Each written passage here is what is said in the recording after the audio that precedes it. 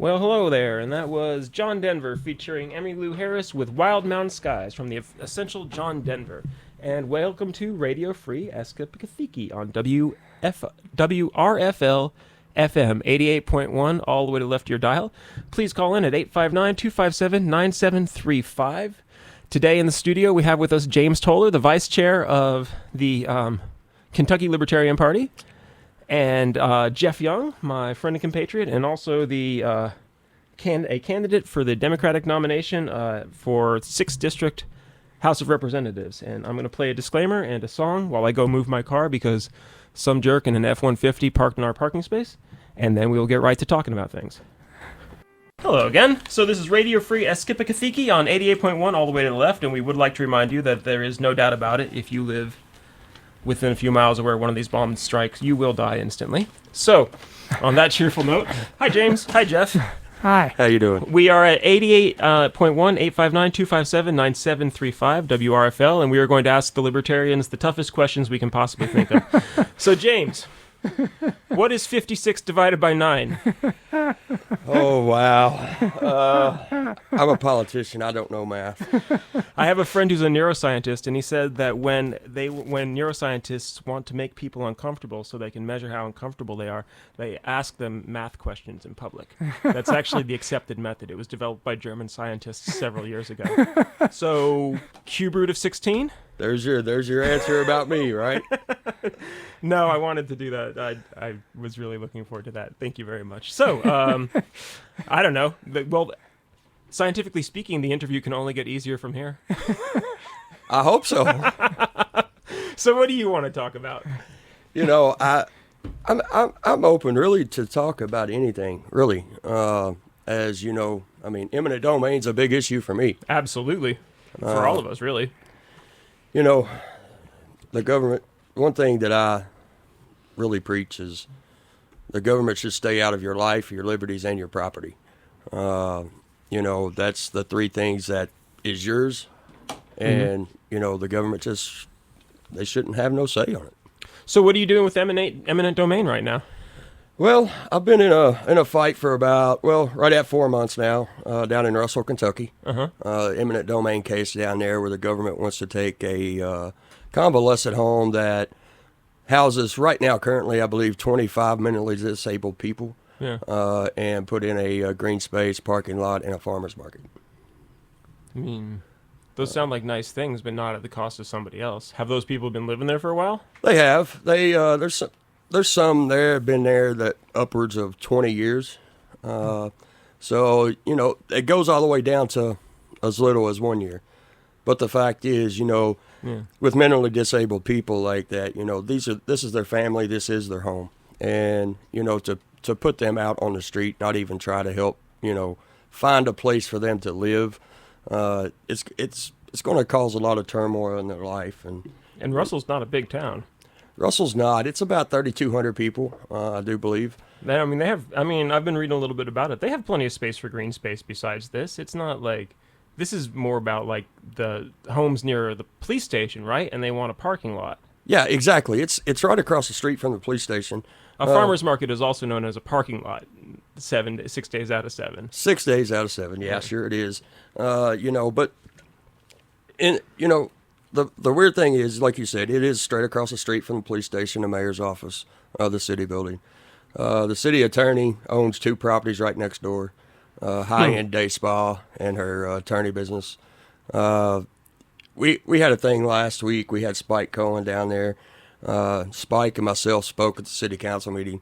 You know, he gave them the alternative is, you know, why don't you declare eminent domain on the 2 businesses next door? It would be so much easier to find 2 business spots than it will to find a place to house 25 mentally disabled people. That's a good point. Did they like that? They didn't like that too well, you know. They keep saying it's for, you know, city beautification and things, and that's one thing that I, you know, mentioned in the city council meeting. You know, You say it's about city beautification. You know, what if we make the home across the street look like the spa next door? You know, is it beautiful? You know, if not, then I expect the spa next door to be tore down. You know, but if you say it is, then I expect the home across the street to stay standing. You know. Yeah, it would be a lot less trouble and a lot easier for them to just like make the house.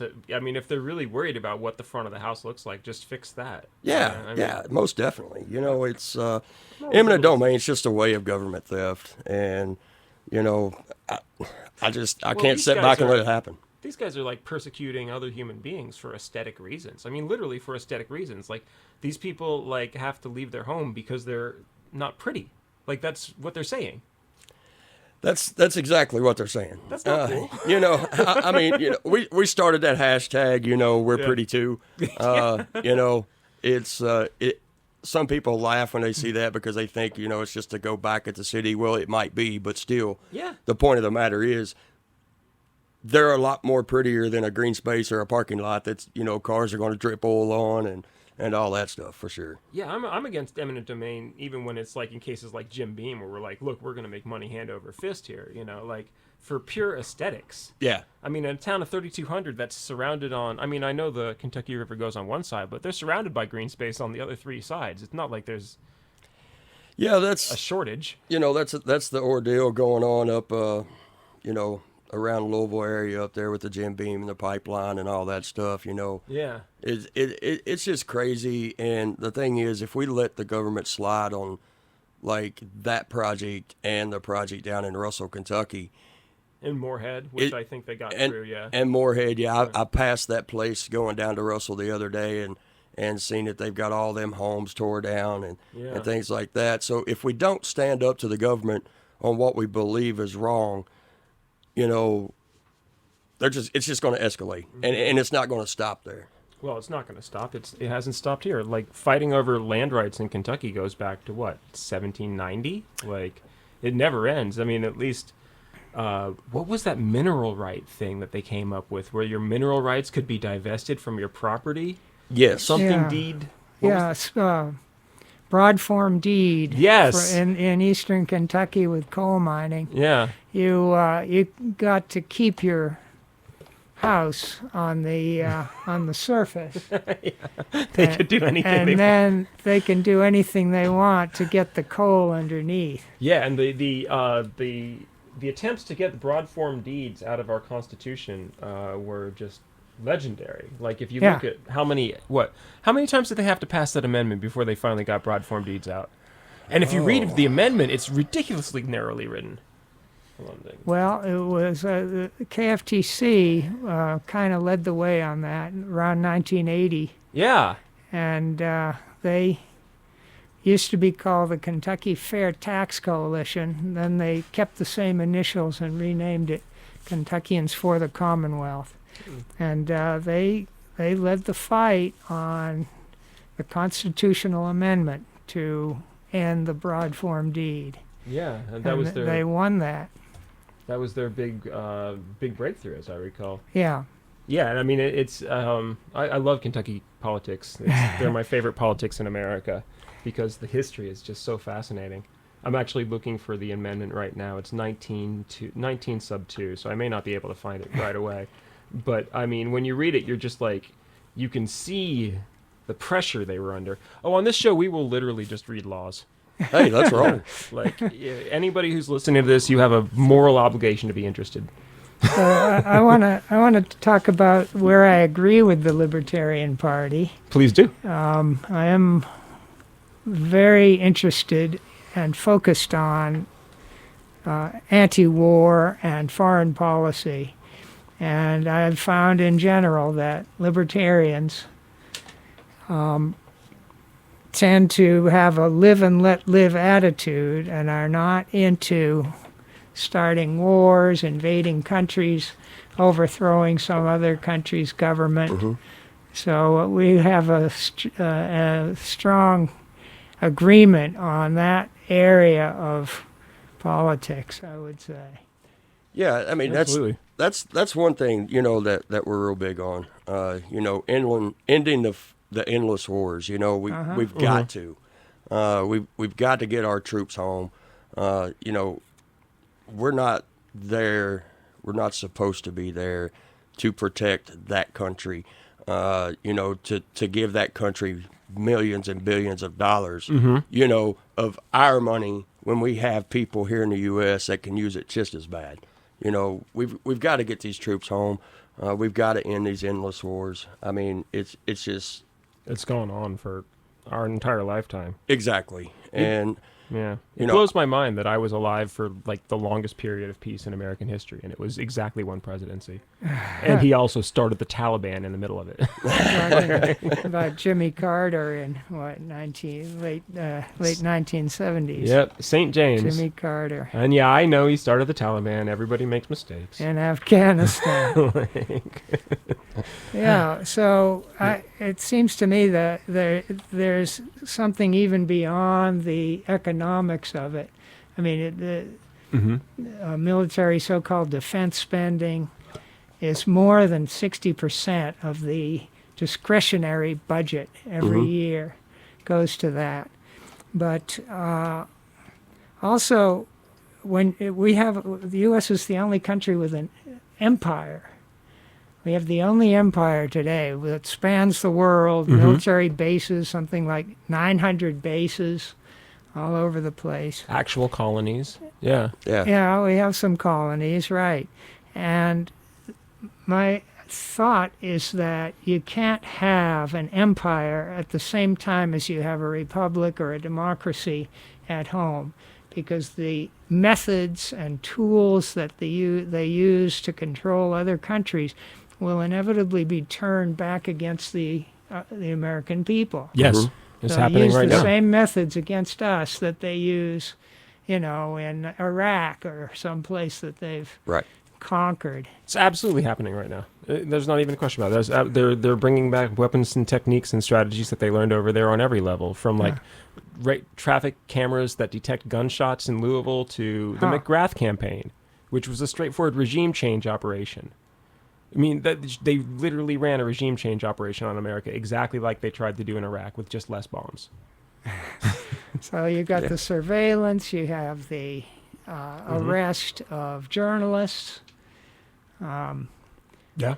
You've got death squads in other countries. I'm trying to. I guess there have been some minor death squads in this country too. I'm thinking during the Vietnam War, around 1968, they had the FBI helping to assassinate Martin Luther King Jr. The move bombing, what happened to the Black Panthers, Ruby Ridge, Black Panthers, Waco. right. I mean, we call these things secret police death gangs when we see them in Chile. Right. And when we see them here, we're just like, understandable hijinks. We make these excuses. We use language to obfuscate, but And it's all the same thing. it's precisely the same thing. So it's the effort to control as much as they can control. And if you want to talk about big government, you'll end up talking about the military industrial intelligence. I always put quotes around the word intelligence. Media, military industrial intelligence media complex. They want to control everything they can. Yeah, they're trying to see how far they can go. Yeah, I mean, I don't even like talking about big government. I like talking about smaller government. That's something that we need. And that's the reason we're in the shape that we're in today is because of the big government. They think they have the power to do whatever they want, whether it's go against the Constitution or not. And we got the idea, I think really during World War II, that they could keep that what they were doing at any given moment was more important than letting people know what they were doing, and that the government could keep secrets. And the government, although the government did keep secrets before World War II, but it was really right around that time that we came into the idea of an industry. What's a foundation? What's the word? I can't think of the word at the moment, but like that, an institution, that we would have secret institutions. And everybody that warned us that was a bad idea was absolutely correct, because they've spawned. And I mean, I see it goes all the way up and down the scale, because of course World War II was a worldwide phenomenon. But I see it in these little towns. And honestly, there's a huge problem in Clark County and in Russell right now, where these minor elected officials have the idea that they need to make business decisions in secret, like incredibly important decisions in secret, and that the purpose of a public meeting is really just to Announce. announce what they already said. I mean, how many Yeah. meetings have we been to, right? Hundreds, thousands maybe. How many meetings have we been to where it seemed like they were actually deliberating or were in any way taking in new information, right? Not many. Yeah. Well, one thing I have to say about the Russell City Council down there, I don't even know if they know when they're deliberating. I don't know if they know when they're doing anything. Yeah. I mean, seriously, because the first city council meeting I went to down there, I believe it was in June, and I get up to speak. They pretty much they tell me that I can't speak, and things like that. But the point is, on that city council meeting, it took them an hour to argue about a printer, the price of a printer that they had already bought. They couldn't remember that they passed a budget to buy a printer. And then it took them another 45, 50 minutes to come out and say they had so much money in the bank account. Yeah. I mean, Pressure. so it's a very dysfunctional city council down there. How many people are on their council? Well, they have, obviously the mayor, and then they have 6 city councilmen. And it's this county attorney who owns the property who's really The county attorney actually owns probably 30% of Russell, probably.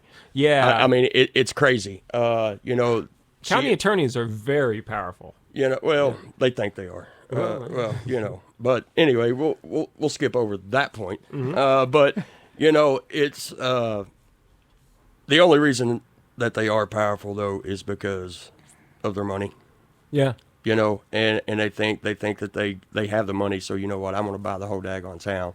That's an interesting quote. Well, I mean, if you're a lawyer, if you're the biggest lawyer in a small town, by definition, you're probably going to be the richest person in that town. Yeah. Yeah, sure. Absolutely. Especially whenever your husband is a lawyer too. Yeah, unless Drew And- Curtis or somebody lives in that town, you're definitely going to Yeah. pile up a lot of money. Yeah, Yeah, you're right about that. Her husband was a lawyer in town. He was actually, I believe, don't quote me on this, but I believe part of the judges in the Greenup County as well. So there's money there, and they're showing it. They're buying everything. It wouldn't surprise me if the city wasn't doing this just so they could buy that property. Just my opinion. No, it wouldn't surprise me a bit. I mean, I guess you're trying to be diplomatic. Like, that's obviously what's happening, right? Yeah. They're tearing down a bunch of people's, a bunch of mentally disabled, but who cares? A bunch of people's home so that they can buy it up. Yeah. And do what they want to Yeah. with it. And as it happens, what they want is dumb and bad, but even if it was good, I'd still have problems with it. Oh, sure. And I'm not saying the Jim Beam pipeline is good. I'm also against that on a lot of levels, but it could be for a parade route for Neil Armstrong or something, and I would still have problems with it. Sure, sure. You can't really come up with much that's more important than 25 people living where they live. Yeah. Yeah. Yeah. Anyway, so are you familiar with the W.T. Young Library here in Lexington? I've You read up mentioned that. on some of that eminent domain part. Could you? I was here when it happened, but I didn't know anything about it. Like, what happened there? I don't fully understand that whole thing. There was a neighborhood there, wasn't there? There was. Oh, hold on, we got a phone call. Bueno, WRFL. Go ahead. No, yeah, there was a neighborhood there, and they took it, and I believe it even took quite a few years after they declared that eminent domain to actually do something there. To me, if you're going to declare eminent domain on something for a reason, once you do it, it should be started and done. But I think it even stayed empty for quite a while. Yeah. I think there was a couple of drainage areas, or a couple of low areas that they were handling. right. They're handling the water flow. That was part of the deal. So I don't know. Right. It's kind of complicated. Yeah, it is. There was another situation in Louisville too that We're definitely getting that was like that. They took a subdivision out for a certain reason with eminent domain, and still yet today, that property's vacant. Yeah, that doesn't look good. No, it don't. Not at all. And something like that is just pure theft by the government. If they're not going to use it. Well, hold on, man. It's rude for us to talk while they're talking, so I'm just going to put you on, and you can be part of the conversation. You got to promise to not use any bad words, though. Okay. All right, here we go. So, do you want to identify yourself? Okay, hey, this is David Hayden, and as soon as I can figure out how to put it on speakerphone, he's going to tell us what he thinks about Lexington, Kentucky, and what's going on with mentally ill issues. But please continue with what you're saying. Oh yeah, that'd be a good topic. But yeah, that happened in Louisville as well. But how long did it take to get the W.T. Young Library? After that happened, I mean, it took a while. Dang, I'm sorry I missed that. Hey, David, you there? Yes, I am. All right, I'm giving you your own microphone. Remember, you gave your word to not use any bad words. Oh, yes, sir. All right. I can control myself. That's good. That's good. Okay, hold on. I'm putting the microphone there. Okay, this is David Hayden, and he called in with something to say. What do you got to say, David? I believe that the system is tilted or against people that are mentally ill or have disabilities when it comes to their ability to comply with local code enforcement restrictions. So if for some reason you piss off a neighbor and you get am I cussing? No. If you annoy a neighbor, they call in on you with 311 anonymously, and then so you're never really given a due process because you have a right to confront your accuser in America. But since this accuser can anonymously sick code enforcement on you, people like David Springston, who have a reputation of, as a code enforcement officer in Lexington, Kentucky, he has a reputation of being harsh and very abrasive and almost to the point of violating his duty as a person who needs to accommodate people, reasonable accommodation, people who have disabilities. So the time frame that someone has to correct a perceived violation is not long enough. They don't take into account that it may be winter or that they may have health issues that don't allow them to go out there and possibly have a heart attack because they have to completely rebuild their wheelchair ramp or it's not at the proper angle or whatever it may be. And so the community needs to bond together and do what I think there's a street here in Lexington, Grand Avenue, if everyone wants to look it up on their own, but they declare themselves independent of Lexington code enforcement and all of the other city-related. Yeah. Is that grant or grand? There's a legal mechanism that we need to research. Everyone needs to research and find out what that is. And every municipality needs to take that legal recourse or remedy and declare them, every community, every city, every 5 houses needs to declare themselves independent of municipalities that are not helping the community. They are crushing us. They're owning 30%, like there with the pipeline you're talking about. They take advantage of what their profit is, and they don't go in and talk to the people that can hardly articulate themselves. We're from Kentucky. We don't have a lot of articulation skills. And when you have mental illness added on top of the regional mumbling, we mumble, but it's important to articulate ourselves. It's important to start gathering together, house by house. And, I would consider even running for mayor. My name's David Hayden. In November, perhaps I'll jump on that ballot and start being like Ross Perot. I'm going to let everyone know what the real issues are facing, or Bernie Sanders. Let's start. It only takes 51% of the people in Lexington registered voters to get a real person into office and get these establishments. Oh, when you consider primaries, it takes a lot less than that. I think it's a good idea, but I think also you should look. There's a lot of offices that need filling, and not just the mayor. Yes, sir.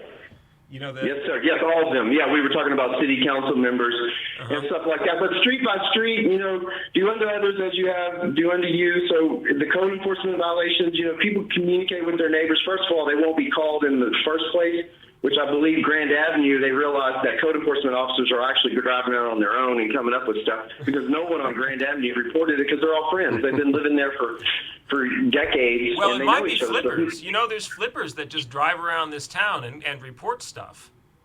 Oh, well, there you go. So Karen went down Grand Avenue. Well, Grand Avenue had a different point or a different goal. I assume you're not referring to the Karen people of Burma. No, not caring, not positive caring, but Karen people who are nosy. No, it's a large ethnic group in Burma. They're called the Karen people. There's 5.5 Oh, million. no, none of that. But if there was a Karen people in this city, there would be some Karens who wouldn't like them. But Yeah, I have a Karen That's on true. my street. I live on Darley, and there's a Karen that is a few houses down, and he doesn't like the motorcycle sounds. He doesn't like us. He doesn't like his neighbors. Yep. But that's what TikTok's for, everyone. Get on there and listen to positive affirmations, because there's a reason why people do what they do. There's a lot of psychological backgrounds that everyone has, and that's where the city is not caring. They're not caring about us as a community. They're not looking at what people are actually going through a pandemic. Well, Because they're lost in this world just like everybody else. They don't know what's right, and everybody expects them to know how to keep everything in charge, and they're not really in charge. They're just people. I feel bad for them, but also they're the ones that put themselves in that position. Well, to some also, but there are solutions. So Lexington needs to hire, or every city or every municipality needs to hire a heuristics expert. Look up the word heuristic. A heuristics expert is someone who studied how to get to solutions quicker. So instead of harassing someone vaguely with some sort of code enforcement report that's full of lies, that David Springston, he's a spreader of lies. He form fills it. So instead of form filling someone, and you're going to take their home away, so you're form filling, not even taking the time or the effort to actually write down specifically what the problem is. He's going to vaguely accuse you of trash, rubbish, kennels, play sets. What's a play set? I don't have a play set in my yard, and I'm being serious. This was I have been. No, it's fair. It's fair, and I'll stop you there and say, obviously, we shouldn't say mean things about Mr. Springsteen, but also I personally have had problems with him, as you mentioned it. So yeah, There I know you you're go. talking about there. But hey, David, thanks Door to a door. million for we calling get in. together door to door, and we gather together as a community, and we all find out how many of us are having the same problem with the same problem, and then we unify, and then we speak truth to power. It's easy. And listen to WRFL, because the music will help expand your mind and your capacity to perceive the reality of the real world. Well, instead I of reckon all I this, might. Yeah. All right, So man. Well, thanks for calling Thank in. you guys for letting me speak. And like I said, my name's David Hayden. I'm going to run for mayor, but honestly, I will defer that dream to any African American that would choose to lead the city. I'm looking for an African American to lead the city, because I just believe that the African American, the whole community has been disserved, and it's been a disservice to let this white power thing go on. So we need to look inside of our community and find leaders that are willing to sacrifice their life to this city. And, it is a sacrifice to care about your community. That's true. So thank Well, you guys so let much. us know how it goes. You have a wonderful day. Later, man. Bye. Bye. Well, that was good. Yeah, but he did say one thing there, and it's completely true. Government, they don't come after people like yourself. Oh, they do. Or David. Oh no, they do. They do. They come like after going everybody. for the most vulnerable. They do. That's who they get the most. Right. But they come after Well, everybody. they do, but I mean, They constantly test to see who is right, most vulnerable. Right. But But they knew, like down in Russell, this population, down there is the most vulnerable. They didn't think that that anybody would stand up and fight for them because of their disabilities, and that it just goes to show, well, they're wrong, because I mean, we've one got time, but they were right the other 99 times out of 100 they tried it. It worked just fine. they think It's always a surprise. That's why they always act so surprised. Yeah, right. When you've been sitting in meeting after meeting after meeting for years doing the same horrible stuff, Yeah. and then one day everybody shows up and starts yelling at you for one specific thing, Right. It gets real confusing. They just don't. They don't even know. Right. I almost feel bad for people in situations like that because they've been neglected for so long that they don't have a baseline for how they're supposed to act. Mm-hmm. Like the fight in Clark County, which I'm trying very hard to stay out of, but it's over them hiring a new lawyer, the school board hiring a new lawyer. Nobody really cares if the school board hires which lawyer or what, right? Like in the entire history of the Clark County School Board, the number of times that people have gotten outraged and showed up for a meeting to yell at them for hiring a new lawyer, it's got to be close to zero. Like, in spite of the fact that they've had a lawyer as long as there's been a school board. So for over 100 years, and then finally people pick this, what seems to them, random thing, because they're standing outside, when the frog is inside the pot, and the frog decides what moment's boiling too much almost at random, right? Mm-hmm. Well, when you're outside the pot, you're just like, well, I've been throwing frogs in this pot for years. Why is this one weird? Right.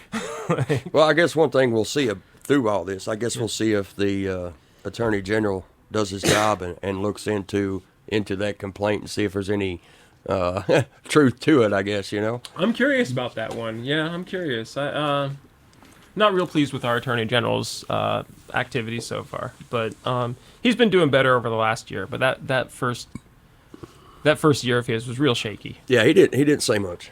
He had a way of jumping in on the wrong side. I'm still pretty peeved about his actions in the Breonna Taylor case. Oh yeah, most that was way out of line. But everybody picks a side and stays on their side, and that's one of the huge problems we're having right now is that people see politics as team sports, which infects every bit of it. Like, for example, our independently elected judiciary, who are technically nonpartisan, right?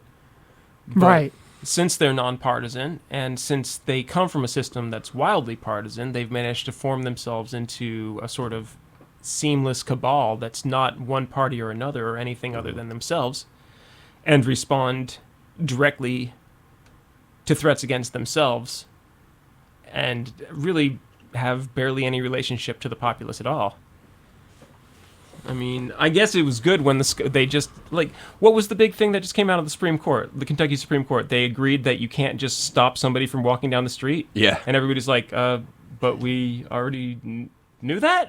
Right, yeah. That's the Fourth Amendment is right there? Right, it is. And, it's crazy that they go back just to bring up them laws that people know. There's just so much more that can be done when it comes to stuff like that, laws that are not known about. Why don't you bring those up and discuss those? There's a lot of laws. Oh, there's some stupid laws. Yeah, I'm on this Twitter account that just reads a law. Oh, and like, well, I mean, you all are being interesting. I'm being boring, but I really do want to read this because I think this gives people a general idea of what people are up against when they try to change the law. So in 1891. There were huge problems in Kentucky, right? That's the era of Governor Goebbels getting assassinated by his own Secretary of State. That's the really populist era in Kentucky. Also, if you go to the library and you look for books between Civil War and World War I, there really just aren't any. Like, that's the big lost era of human history, or American history. And it was really rough around here. So in 1891, they rewrote the Constitution. And that's when a lot of the stuff that we enjoy to this day, like basically everything being an elected position, comes through, right? So this is Section 19 of the Kentucky Constitution. Now, the first part was written in 1891 during that huge tidal surge when they rewrote everything. And the second part was written was written with the input of KFTC at the time, or at the end of their long campaign in 1988. So here's the first part. No ex post facto law, nor any law impairing the obligation of contracts shall be enacted, right? Mm-hmm. Perfectly clear. Ex post facto means you can't have a law that affects something that already happens. Like, right. I can't make it against the law for you to walk into my house after you've already walked into my house or something like that. You know what I mean? Okay, now here's part two. In any instrument heretofore or hereafter executed purporting to surveyor the surface and mineral estates, or to grant a mineral estate, or to grant a right to extract minerals, which fails to state or describe and express in specific terms the method of coal extraction to be employed, or where said instrument contains language subordinating the surface estate to the mineral estate, it shall be held, in the absence of clear and convincing evidence to the contrary, that the intention of the parties to the instrument was that the coal be extracted only by the method or methods of commercial coal extraction commonly known to be in use in Kentucky in the area affected at the last time the instrument was executed, and that the mineral estate be dominant to the surface estate for the purposes of coal extraction by only the method or methods of commercial coal extraction commonly known to be in use in Kentucky in the area affected at the time the instrument was executed. Okay, that right there is a red flag in its own. When you have to read that much to a part, there's something wrong with the that. language of the law should be understood by everyone. That's what they had to do, because once the broad form deed was put into the law, that's what they had to do to get it out. Like, how long did those court challenges go on? 10 years? 20 years? I don't know. An infinity of time. They got this amendment ratified. Every time they got this amendment ratified, it got a little bit longer. But I think they got this amendment ratified like 3, 4, maybe more times. So can I explain it in English? Please do, yes. Translate. If a coal company wants to mine underneath your house, they have to use the same methods. They can't just strip mine, because that wasn't in use in 1891 or whenever these broad form deeds were signed, 1700s, whenever. They have to use the same methods that they were using back when the company got the rights to the underground minerals. Mm-hmm. In other words, no stripping. You have to use an underground mine Yeah. like they used 150 years ago. And the reason for this is that the coal companies were straightforwardly, solipsistically, like just strip mining people under the land under people's houses and said, well, if we extract all the rock and soil from under your house and then your house falls down, Right. that's really not our problem. Yeah. I mean, or else they leave the house on a little pillar yeah. there and dig all around it. Yeah. Yeah, they were really big on that. It reminds me of when we were doing a show a couple weeks ago, and you were talking about the militia wars in the South China Sea, where the different fishermen boats were, or the different groups of fishermen were getting in. Wasn't that us that was talking about it? Oh my gosh, everything's running together. Anyway, no, in the South China Sea, the Chinese fishermen were apparently getting large metal boats and just running over the Vietnamese and the Filipino boats, just like destroying them, just like driving straight through them. And it got so bad that now the Filipinos have started doing that too, and now you actually have pirate militias fighting in the South China Sea. Oh, great. Escalation. Yeah, well, absolutely. Just what's not needed. Now I remember who told me that. No, it wasn't. It wasn't our conversation. My bad. Anyway, but yeah, I mean, it's like it just goes to show how easily technology lets us completely forget the human cost of what we're doing. Mm-hmm. Just like, I don't know, I just heard a crunching noise and I didn't think about it anymore. Yeah. I looked in the rearview mirror and they were all swimming around and waving their arms. They looked like they were having fun. We just kept going. Yeah. You know? I didn't worry about my boat flying through the air after I hit them, but Yeah. Yeah, when you're in the front of the bulldozer, nothing that hits the front of the bulldozer hurts you personally. No. And that's a terrible habit of human beings. I mean, that's why I think I really agree with libertarians so much, is that this like elemental insistence on individual human rights, because corporations might be people, but they don't feel pain.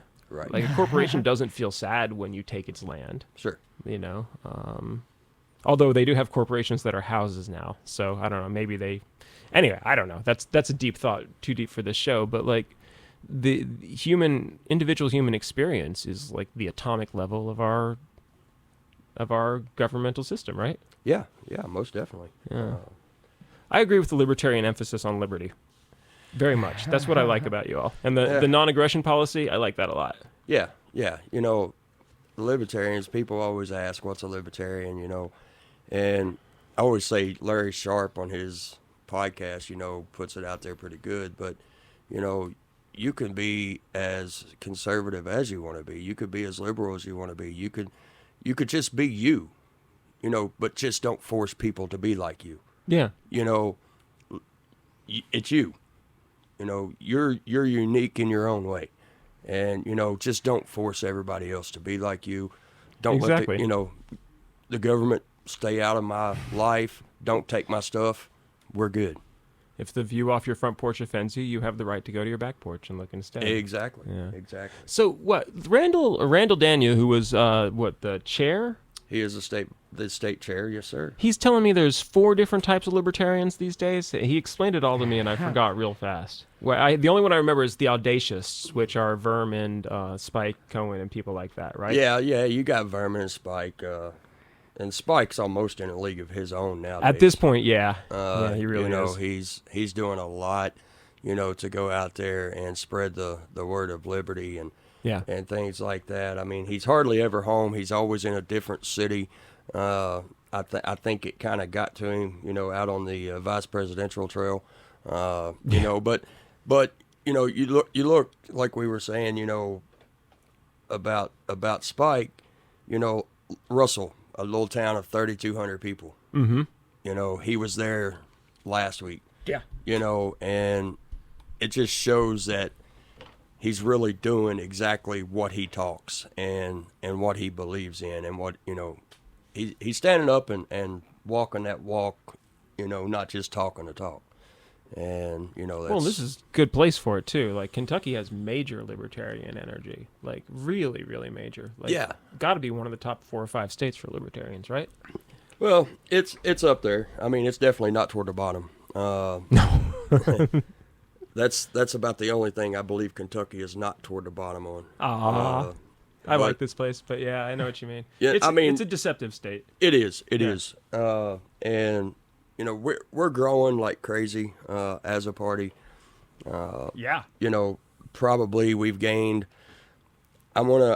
This is just a number I haven't looked at. You know, the last few weeks I've been busy with the eminent domain case and all, but I'm going to say we probably gained close to 5,000 members, registered libertarians, just this year alone. You know, it's growing. People are realizing, you know, the two-party system, you know, like that was stated, you know, years ago by the president, that the two-party system is going to kill this country. And, you know, it's look where we're Which at. president was that? Oh, my gosh. I just remember back listening. in the days of Jefferson, or Don't say James Buchanan. that No. that far back? It was 60s, 70s, 80s. Oh, okay, all right, You think Eisenhower? I can't remember. Yeah. all right. I just remember it in like his final speech or something. Oh, yeah, that might be Eisenhower. No. Well, it doesn't matter. Eisenhower warned us against the military You know- industrial complex after profiting off of it for his entire career. Right. That's right. But on the way out the door, he says, "Kids, don't do what I did." Right. You know, I'm not saying either party's bad. I'm not saying that. No. You But know, there's dysfunction. there's dysfunction in every party. You're correct. Yeah. You know, but people ask me what's the problem. You know, and they'll come up to me and saying, well, you know, if they're a Republican, you know, well, the Democrats done this, or if they're a Democrat, well, the Republicans done this. Well, the problem is until we realize that we don't have a Democrat problem or a Republican problem, that we have a government problem, you know, and we need to fix it. And, you know, until people realize that, you know, are we really going to fix it? The you know. system's not working for anybody, and we're putting out fires, and we're looking at, you know, we're all Or looking for a real starting decision. fires. That's true. Good fires, Yeah. high quality, artisanal, bespoke fires, Yeah. organic. Yeah. Yeah. It's. Yeah, I mean, the problem's insurmountable, so it's difficult to look at it all in total. I mean, when you come right down to it, it's human nature that's the issue, and problems are being assigned to the Democratic and the Republican Party. I sort of, you know, I always feel weird about the Libertarians because you're the only party with an ethos. So you're the only party that has like clear things that they believe. So everybody wants to argue with the Libertarians over ethos because what are you going to do? How are you going to argue with the Republican over ethos? Like, what are you going to do with the Greens? Just be like, I don't like the color green. I hate trees. Well, the Greens have a highly developed national platform. But it doesn't touch ground extremely- here at all. It's like a No. cloud going overhead. I Well, mean, right. Yeah. The Green Party in Kentucky is tiny.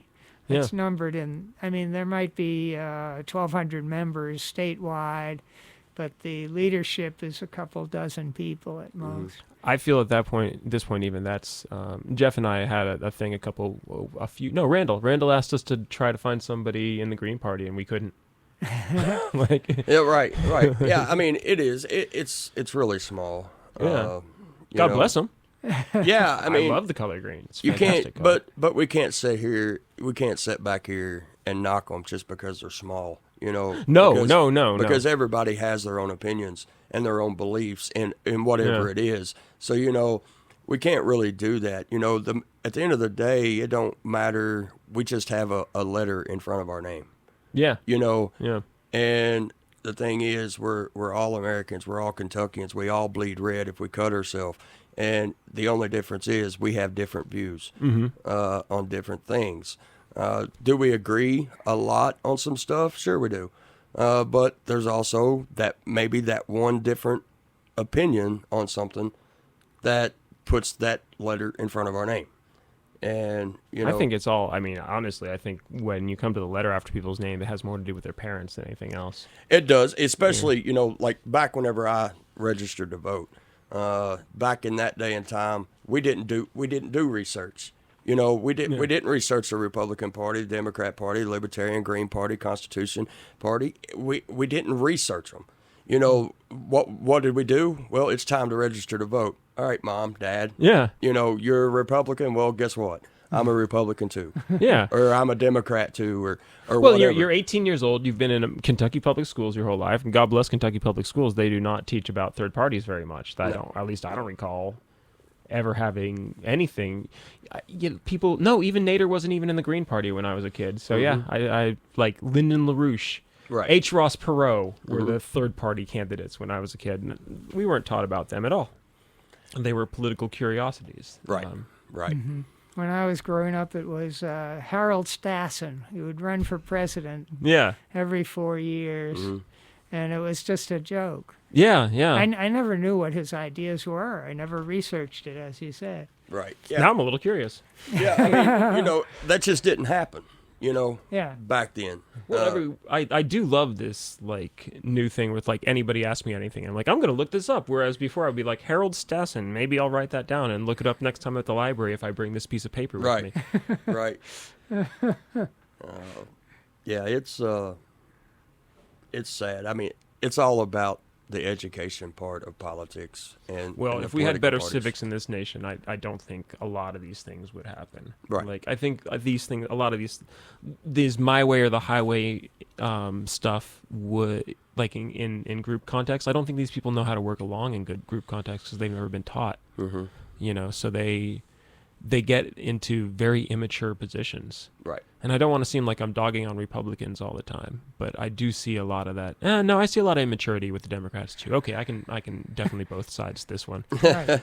So, but when the whole country begins to take immature positions in Yes. relation to the rest of the world, that becomes a real problem. Pure chaos. Yeah. Well, what we're doing over time is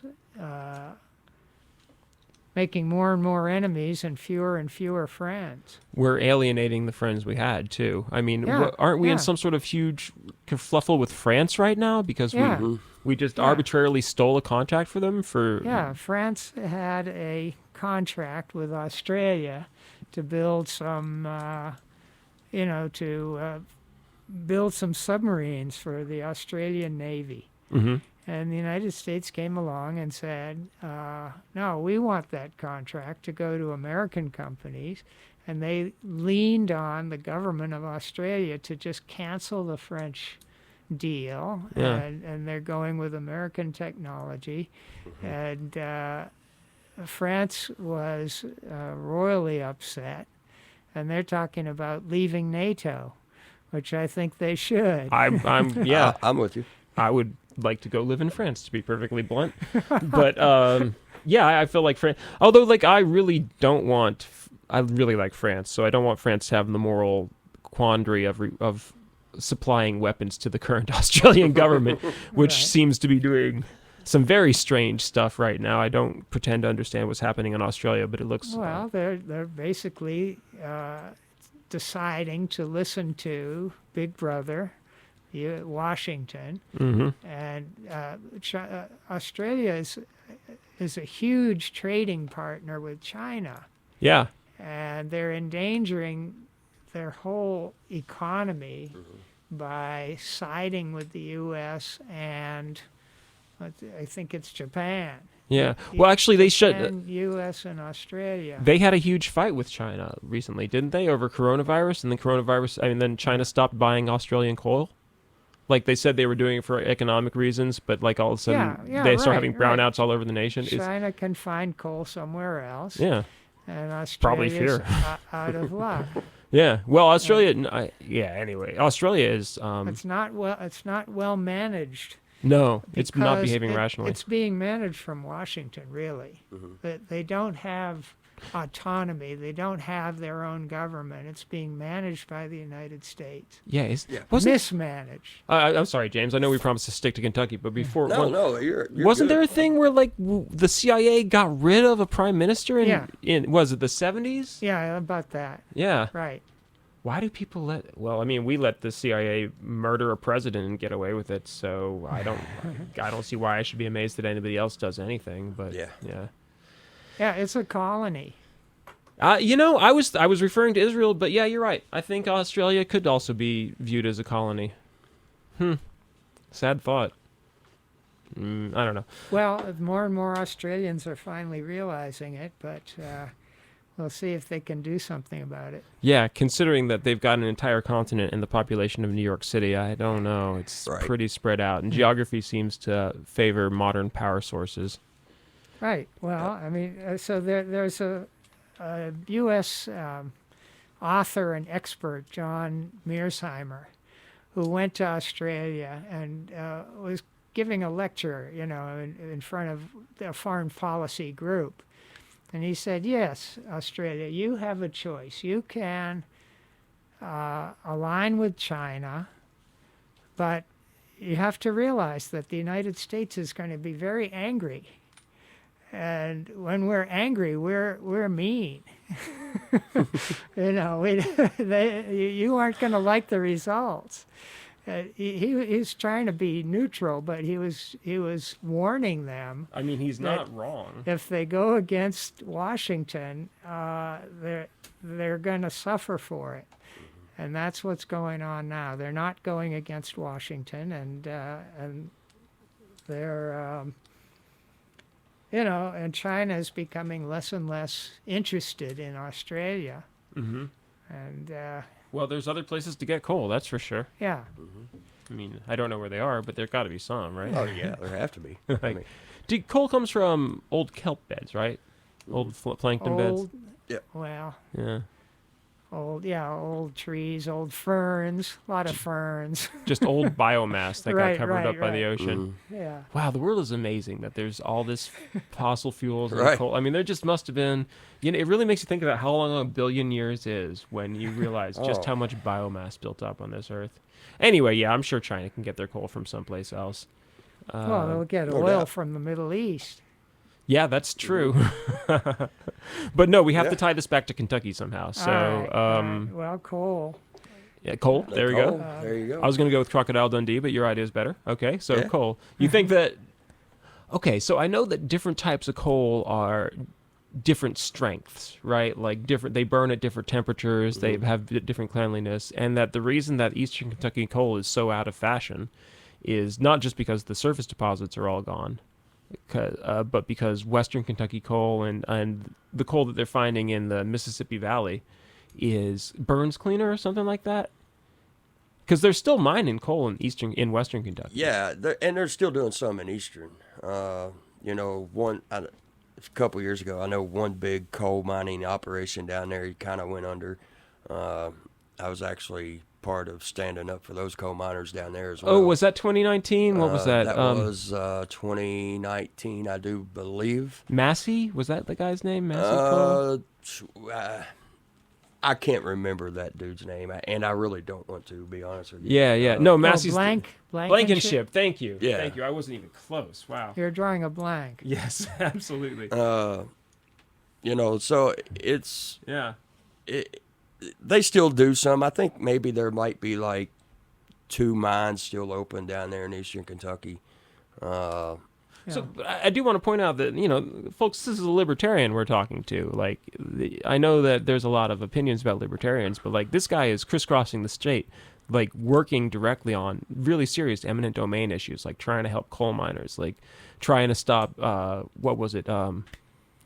What was that place with all the... Bernheim Forest. Bernheim Forest was literally, and without exaggeration, saved by the Libertarian Party 2 years ago, and they got zero credit for it. The Libertarian Party, in my opinion, and I'm a Democrat, is actually really good on environmental issues because they view it through the prism of property rights, right? Right. Like, if you're if you're upstream from me and you destroy my creek, that's my property. You can't do that. Right. So I've really been... That's actually when I started to get along with the libertarians, is when I realized just how serious you all were about environmental issues. Yeah. We are definitely. Property rights. 100% of your liberties, 100% of the time.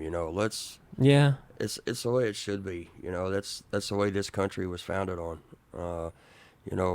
people over politics. Yeah, I don't know if it's how it should be, but it definitely is. It is how it works. I mean, property rights go back to Babylon. Yeah. Like, even your dog thinks he's got a ball that's all Right. his own. You Yeah. know, it's Yeah. it's very natural to divide up the physical world into discrete chunks and say, this is yours to take care of, this is yours to take care of, this is yours to take Right. care of. And the problems that fall from it, like, well, I've got so much stuff that I feel like I should also have yours, Yeah. is something that you're working very hard on fighting, right? Yeah. Yeah. Most definitely. You know, that's what I'll do the rest of my life. You know, I haven't been in politics that long, you know, but since I have been, I've tried to do and stand up and do what actually is right. And, you know, that's the main thing to me, is to make sure that we take care of the people of Kentucky, because if it wasn't for the people, we wouldn't have anything. Yeah. And that's, you know, government is government. They're going to do what they do. But they need to get back to making sure that they're representing who they're supposed to be representing. And that's not the government. That's the people, the ones that put them in there, the ones that pay the taxes to pay their paycheck. You know, so we Yeah. need to get back to that for sure. Well, that leads back to what we were talking about before, though. It's like, as far as they know, the people they're representing are them and their friends, and they've been having these meetings for generations. And who are you all? Like, Yeah. what are you doing here? Can Yeah, we just right. stop having public comment, because I liked it better when you all weren't here. Right, You right. know, who represents who's in charge? Like I said, it gets into human nature, and I don't agree with the more extreme libertarian position that we can abolish government, because I think government's the only way that people have to interface with corporations anymore. Well, you got to have some government, but they don't need to be as big and as powerful as they are today. Yeah, there's a lot of inefficiency. You know. I think the libertarians want there to be like 100 laws and everybody follows every one of them. Yeah, yeah. I mean, less government. You know, I mean, Yeah. and, you know, Republicans, they scream it all the time. You know, we want less government. We need less government only to get in there to make it bigger. You know, but Yeah. as a libertarian, we actually mean it. You know, we'll go in and try to fight toward that less government philosophy. And On the beaches, in the trenches, Yeah. in Russell County. yeah, in Russell, Kentucky, you know, knock that government down a size or two. You know, it needs to be done. And, Yeah. you know, Well, when you're turning back the tide with a spoon, you know, you can go anywhere. There's any place to start. yeah. I mean, you can start anywhere. The thing is, you can't be afraid to start. And, Well, you should be afraid. You'll get hurt. well, you know. yeah, sure. But, They do. They retaliate. oh, yeah. Jeff will tell you they retaliate. No, Absolutely, they retaliate. they do, but you can't be scared to just stand up for Yeah. what you believe in and what's right. You know, if you're scared to do it, well, Nothing. will our change. situation's just going to get worse. Yeah. Absolutely. You know, so we've got to stand up, and we've got to say, hey, look, Yeah. you're the reason I'm where you're where you're at. You know, and it's like I told him in the Russell City Council meeting, you know, because, you know, being up front and talking on the mic over the microphone and things like that to the city council, I'm like, you know, what you're doing is wrong, and the people that's behind me have the power Yeah. to take your seat and put you out of office because you're doing the wrong things. Yeah. And, you know, even, you know, and I brought it back to them, you know, Yeah. they had the power at that point in time to vote to keep that convalescent home open. Yeah. You know, they have some power, and that power can be good or it can be bad. You know, Yeah, they have the authority that's been vested in them, and the authority is what it is. And Right. They use it as they do. right. I find that, like, do what I say, or you will be replaced at the next election is a pretty hollow threat, though. Sure. It doesn't seem to motivate them at all. No, it don't. Yeah. It don't. Well, and the reason being is because I've always said that Kentucky voters are just scared of change.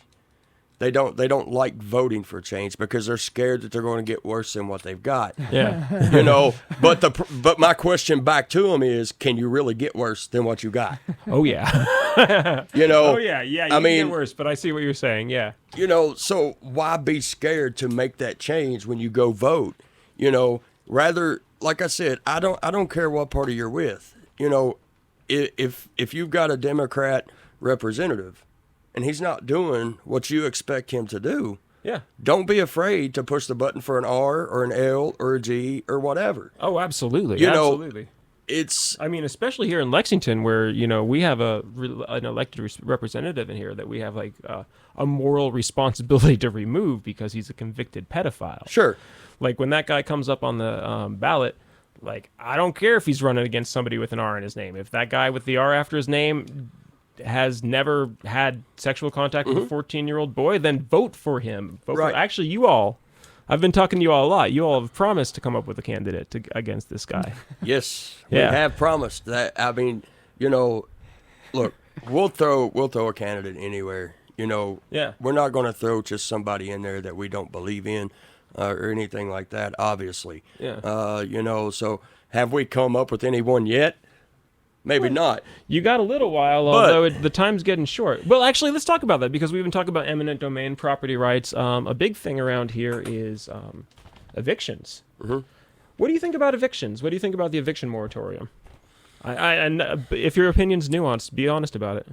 Yeah, well, you got to kind of look like at evictions. People have their houses and things like that. Look and see, are you actually going to make these people homeless?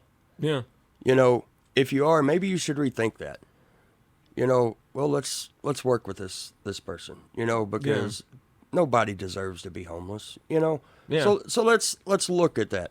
And there is an infinite, like David said on the phone. These people have problems. But everybody has problems accessing resources, even though there's gazillions of programs out there, because it's a Kafkaesque maze. Sure. And none of us have the training for it. That's why lawyers and people that know the law do well, because they have access to all these programs that are supposed to be for everybody that nobody can access. Mm-hmm.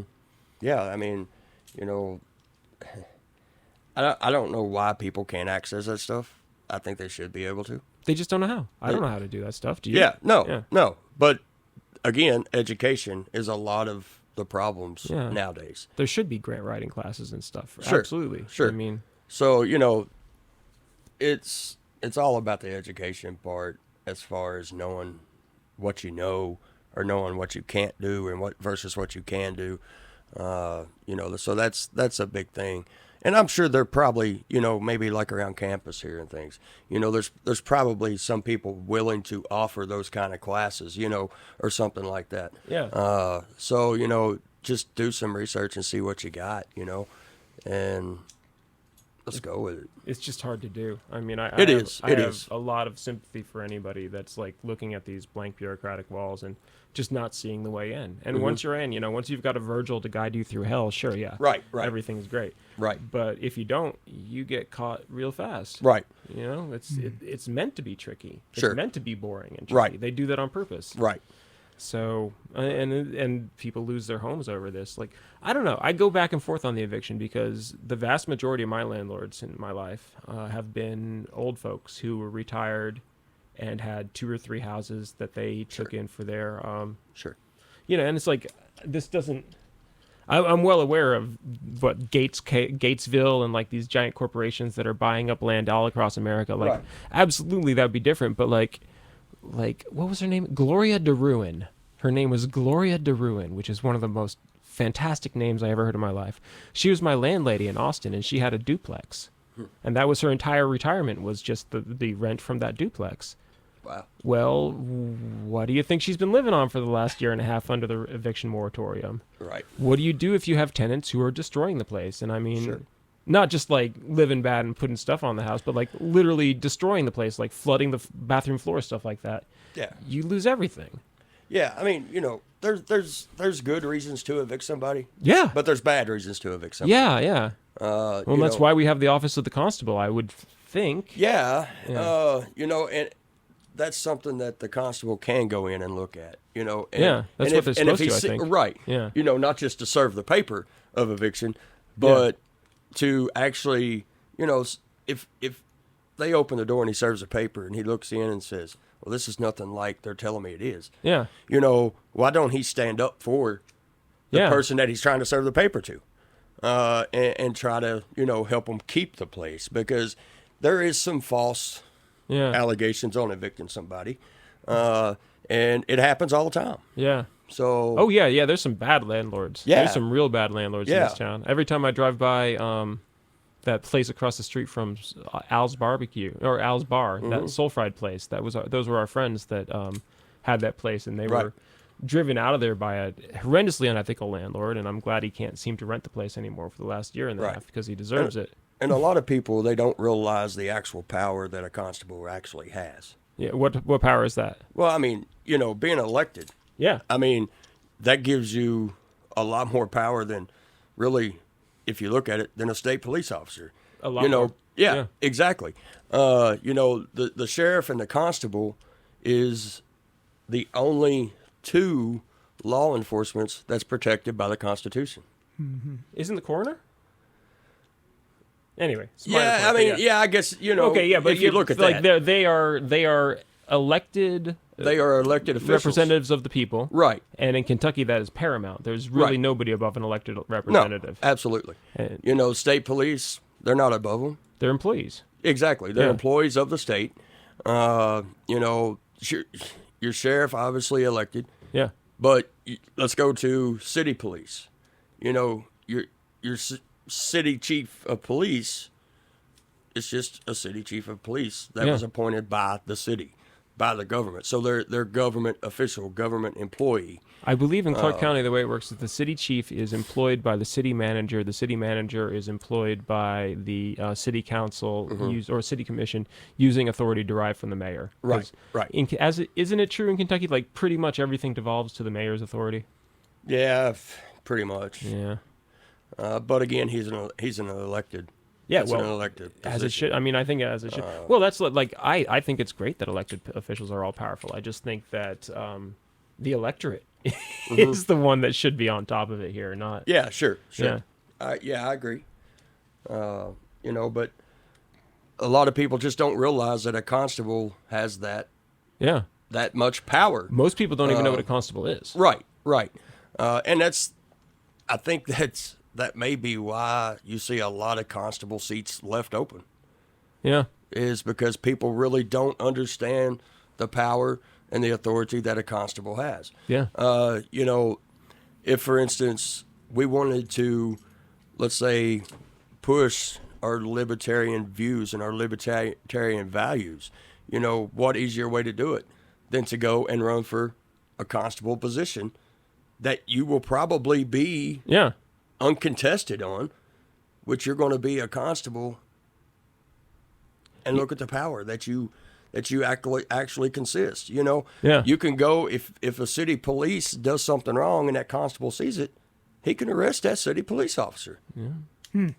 That's where they get into a lot of trouble because. Well, they could, but No, I mean, I don't think that would be a problem with a libertarian. I think that would be a problem with the sort of like, frankly, good old boys that go Right. for the office right now because they see that power. Right. And they're like, oh God, I can do anything I want to. Sure. And the police hate constables like poison. right, And often are correct. I mean, often are correct because the constable's office is filled by a lot of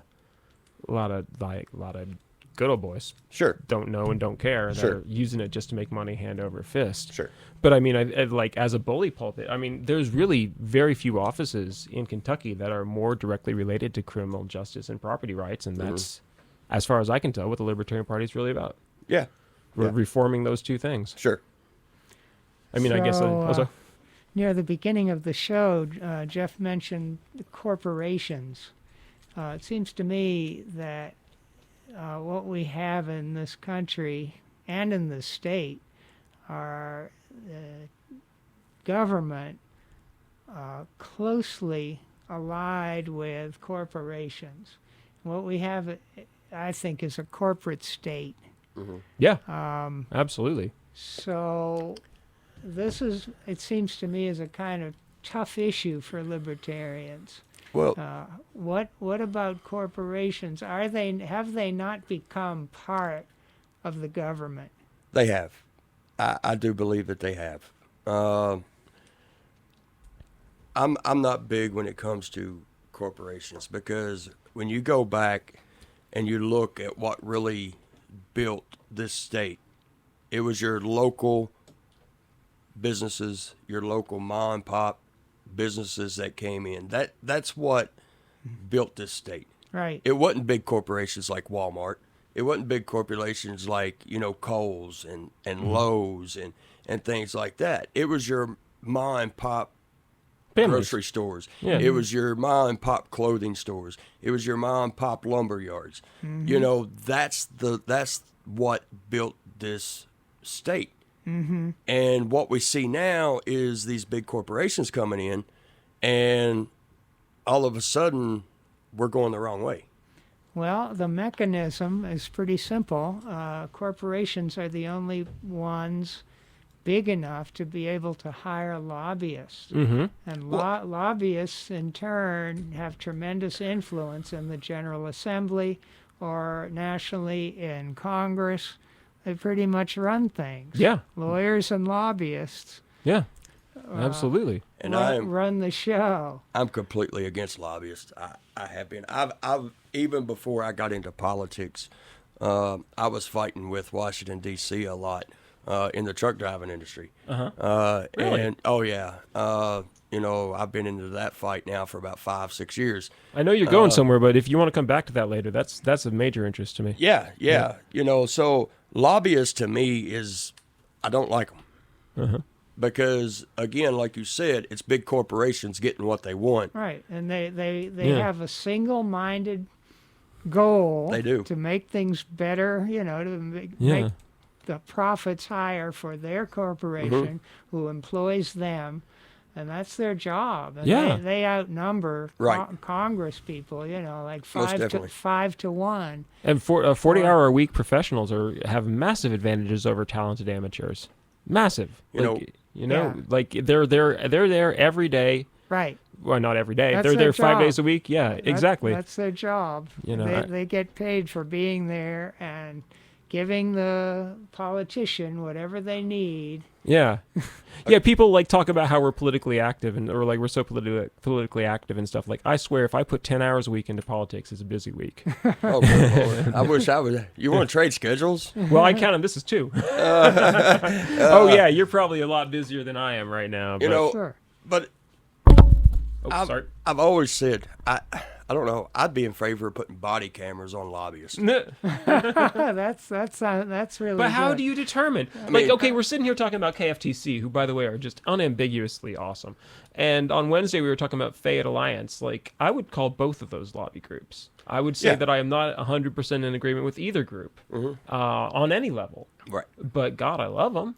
I mean, my problem with it is that there aren't more like them, and there's too many that I don't like. Is that corrupt? I mean, like, how do you decide? That's a good question. Because people got to be able to petition the government. They're citizen lobbyists. They're not corporate lobbyists. Yeah, they're not case There's lobbyists. a big difference. The KFTC members go to Frankfurt, maybe once a month or something. Yeah. And they're not paid. They're volunteers. No, but KFTC does have a few paid people, and if they got a lot of money, they'd have more. The Bail Project is a pure lobby group. Right. They got more money than God. And they're paid to organize volunteers. Yeah. They're paid to multiply their impact by getting regular people to volunteer and do the lobbying. Yeah, which we appreciate. So that's the sort of like a people power approach that I like, whereas groups like PCAC don't do anything, or Prevent Child Abuse Kentucky, as far as I can tell, don't do anything except for maintain an office.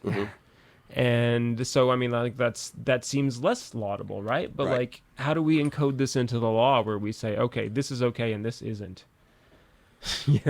Well, putting body cameras on them is a great idea. That's what I've said. I've said. Of course, I run for the state house, and one thing about it, when you're in the chamber and you're in session, anybody can watch it on KAT. Yeah. But when you come out of the Capitol building and you walk across a little street over to the annex, where the offices are at. Yeah. There's no accountability there. Right. There's no way to hold them accountable. Right.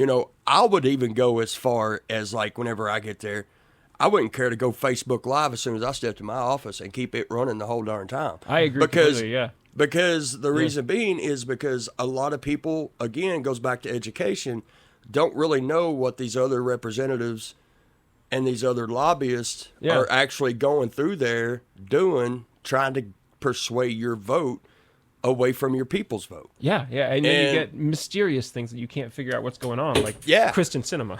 Yeah, exactly. So, if we can't get body cameras on them to hold them accountable, why not get the people in office that's really wanting to show you exactly what's going on? Well, that's the thing. This is an evolutionary change, and it's happening in front of our eyes, and you can see them resisting it with everything, every scintilla of... Well, that didn't work. Sorry about the microphone issue there. With every scintilla of effort they've got, because open records laws were written at a moment of great optimism in the internet, and open records laws are very all-encompassing. Yeah. And these people are getting caught over and over. Like, if you are an elected official and you are texting another elected official, I get to read your texts. Right. It's like, if you're doing the people's business, the people need to get to know about it. Right. Like, they have the right to know everything. I don't agree with any closed session. Like, every time I talk to politicians, I'm like, what do you go into closed session for? And I listen politely, and I'm sitting there thinking, like, bad reason. Another bad reason. That's the only reason. It's a bad reason, Yeah. because if it's not a bad thing, if it's not a bad reason, why would they care if you heard or not? Well, that's like, we don't want people knowing other people's salary figures is the closest thing to a rational answer I've gotten yet. But it's public information. Touche. All right. Right. I mean, you bring up the Ford open. plan. Oh, sorry. Please continue. My No, bad. you bring up the open records, and they try to change them laws all the time. Yeah. I mean, all Yeah. the time. And they try to get around them in every way they can. Yeah, I mean, we just went through a process of obtaining open records of the city of Russell. Yeah. You know? And they fought And- all the way down. They didn't want. What was well- it? They didn't want to give you their email or something like that. We haven't gotten their email information and stuff yet, all their emails to track back. We have gotten some public record information that Yeah. we had to request. But the thing is, literally, at the 72-hour mark, after we request them, which is the time limit that they have to get you the records that you request, they called a special city council meeting. On the agenda is the first reading of a new law as far as public open request for public records. Yeah. So Yeah. it's That's it. We're having this problem all the way across the board because we're in a world where we can't really tell what's going on, and we have conflicting experts fighting on every level. So the only heuristic that we have to go by is this person acting in a way that's obviously shady? Has this person lied before? Yeah. Did this person just call a meeting during the middle of the day to fire the lawyer that reported her to the attorney general? Did they wait until hour 72 to pass a law that said that they don't have to follow the law? Yeah, Like, it's really hard to come back and be on their side after you're faced with just such absurdities. yeah, it's crazy. It's if the government sees that they're getting cornered, they're automatically going to bring something up to change the law that got them cornered. Because they're human and they've got power. Yeah. It's not their fault. I mean, that's why we need systems. Right. I mean, that's why I like libertarians, because the respect and the awareness of human nature is built into your all's constitution. What's the word? Charter. Okay, the yeah. charter and bylaws. Yeah. But the reason we have these systems, like things like ranked choice voting, is to protect ourselves from very basic levels of human nature. and Exactly. Problems that happen over and over again. Yep. Hold on a second. Which that's another big thing I'm a fan of, is the ranked choice voting. I'm a fan of it. Why am I a fan of it? Because you actually don't need a 30%, just a simple 30% simple majority in a three-way race to win a race. You have to get to that 50% majority Yeah. in order to declare that winner. Yeah, it directly makes people. But okay, so we've got 37 minutes left, and we are. Although we really got to save Bullitt, we're going to end up doing an entire show on Bullitt County next year. But we really should talk about Bullitt County and Jim Beam a lot. Well, That really needs to come up. yes, but can I just explain to listeners what ranked choice voting is? Yes, that's also the important thing. Very quickly. You do that. I'll grab Uh, one. Suppose there's a primary where there's 5 candidates running. Mm-hmm. Ranked choice voting is where you get a ballot, like before. It's got all 5 of them on the ballot, but you get a first choice, second choice, third. Let's say you get 3 choices: Right. first, second, and third. So, ranked choice voting is just being able to vote for the one you really like. Put them as your first choice. Mm-hmm. And then, somebody you're not so excited about, second choice, and then somebody you could Barely stomach, or at least you can Live put up with. with. Yeah. live with as your third choice. So if And I like what Hillary happened- Clinton the best, but I Well- also think Donald Trump's really good. Just have to make up your mind who you want number 1. But so now the way it works is there are rounds. No candidate can win unless they get more than 50% Exactly. Yeah. in that round. So suppose in the first round nobody gets 51%. What would happen is the lowest of the 5 gets eliminated, and their ballots get looked at, and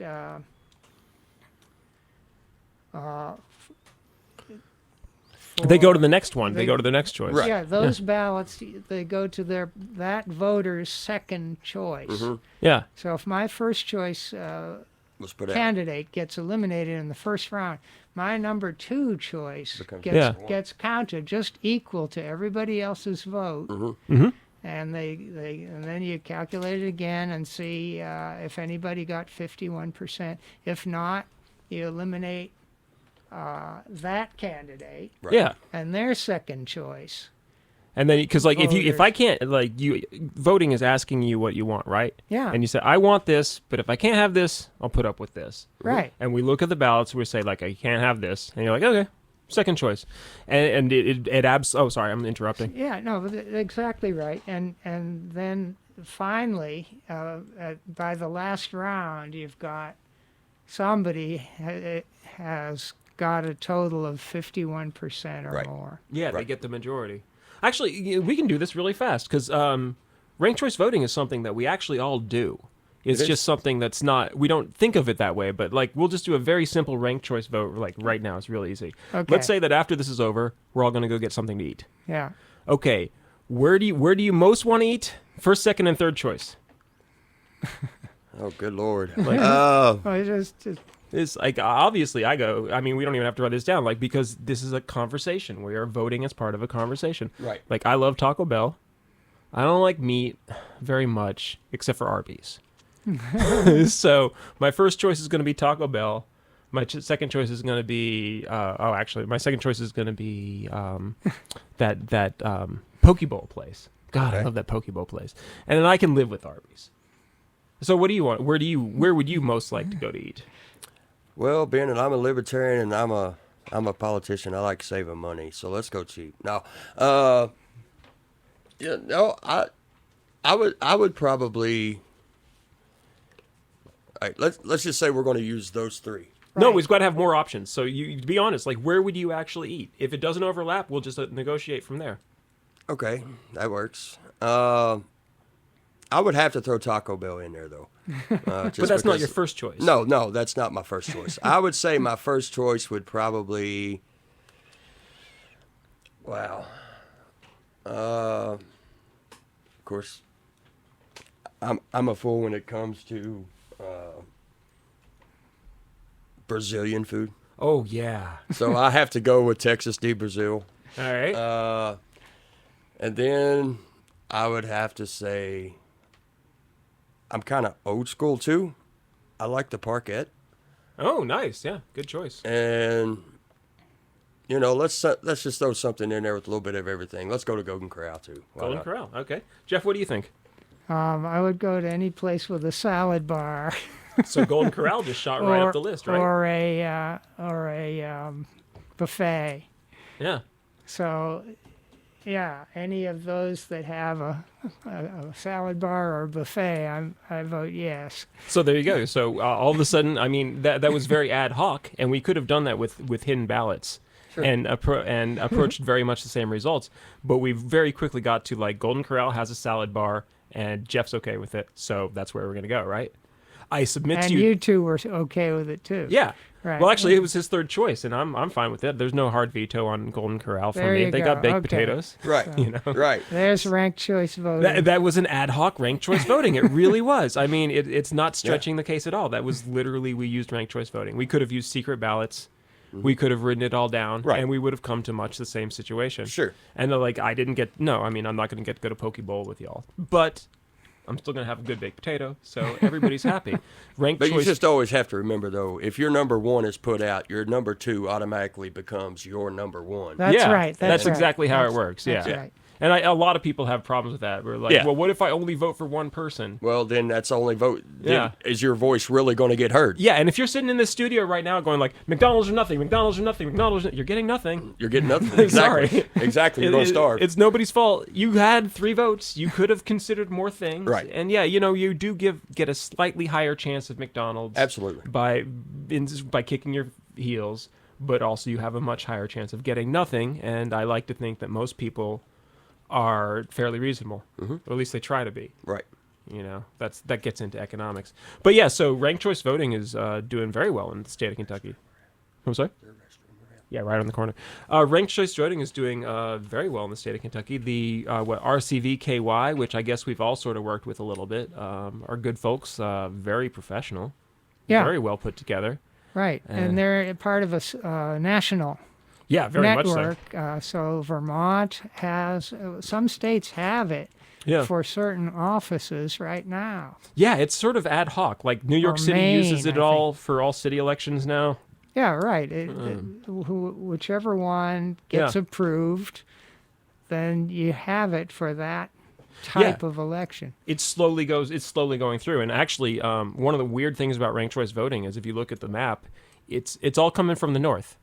Like the further north your state is, the more interest you have in ranked choice voting, with the sole and only exception of Kentucky.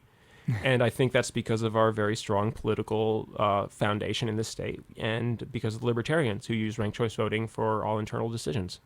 Oh, I didn't know that. Yeah, and not only that, they have an innovation I really like, where every single election in the Libertarian Party of Kentucky, none of the above is one of the choices. Right. So you always have the option of saying, like, I don't like any of this, let's throw it out and do it again. And I mean, this builds consensus. Like, this. Yeah, it helps. Right. It helps tremendously. It helps foster discussion. Yeah. Where with a typical election, you either win or lose, and that's it. Loser goes home, and winner there's- does what they want to. You can challenge it, but challenges almost never Well, succeed. especially in a state with I'm a big fan of Kentucky's election for everything thing, except for in the judiciary. I'm not 100% sure it's working there. When you apply that sort of winner takes all approach to justice, it seems to cause problems. Yeah, I think it was a mistake. A lot of states. I just checked that recently. There's like 6 different ways of choosing judges. It can be nominated by the governor and voted on by the General Assembly, or whatever. There's just Appointed, appointed, right, with advice from. But there's a whole range across the country of ways of appointing judges. I think electing judges. Problem is, voters, have no idea.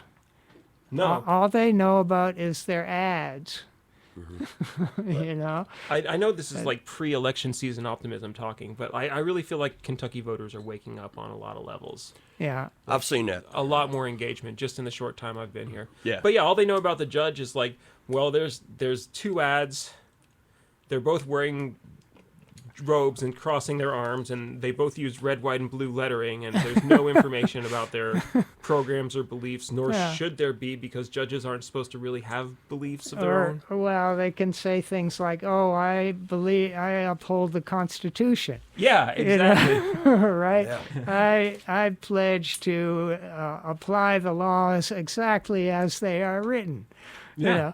Then you find out in real life that they never do that. Yep. Yeah. They never do it. No, constitutional originalism is self-delusion. Like, but it's the only thing they can run on. yeah, absolutely. So that, I don't know. I can't even conceive of how to fix that. I just Well, see just it as a problem. have the governor nominate judges and. You think that would work? You two specifically want Governor Andy Beshear to nominate judges. James Tolle and Geoff Young want Andy Beshear. Can I plead the fifth on that one, please? Yeah, we're gonna have a I sued Andy Beshear show one of these days. Oh, wow. He can't be governor forever. No, he can't. He can't be. He can't be. I like the guy, but mostly as a person. I understand and agree with your all's issues. Like you're absolutely correct, and the fact that I like him as a person is irrational. I'm well aware of that. You know, a good person and a good person to stand up and be your representative is two different things. Yeah. I mean, seriously. I Yeah, mean, yeah. my opponent, for instance, you know, great person. Uh-huh. You know, in person, I mean, I could Yeah. talk to him, really good guy. Uh-huh. But as a representative to represent in a certain district in Yeah. Kentucky, sorry, he's just not cutting it. I've heard it said about China that in China they really focus on what a politician does and not what a politician acts like, and that's why Right. they saw Trump very differently than we do because they're used to grandstanding people that do useful things. Like Right. that's how their system runs. Apparently, I'm sorry. Well, it's a meritocracy. Well, let's see. They've got a lot of parties in China, but only the Communist Party is allowed to win. Okay, so they have to be part of the Communist Party. You can't have, different parties with holding different offices in But do you China. like losing, though? So, but within the party, it's a cutthroat, very competitive Yeah. process of you have to show that you have been working for the people Yeah. year after year. In order to advance, you have to be working for the people. And they're serious about it, and they take opinion polls, and they listen to people who have grievances, and if they find that some high-ranking Communist Party official is corrupt, they're gone. Yeah. I mean, they're not executed. They're fired. Yeah. They're out of that. It's all position. handled in party. Yeah.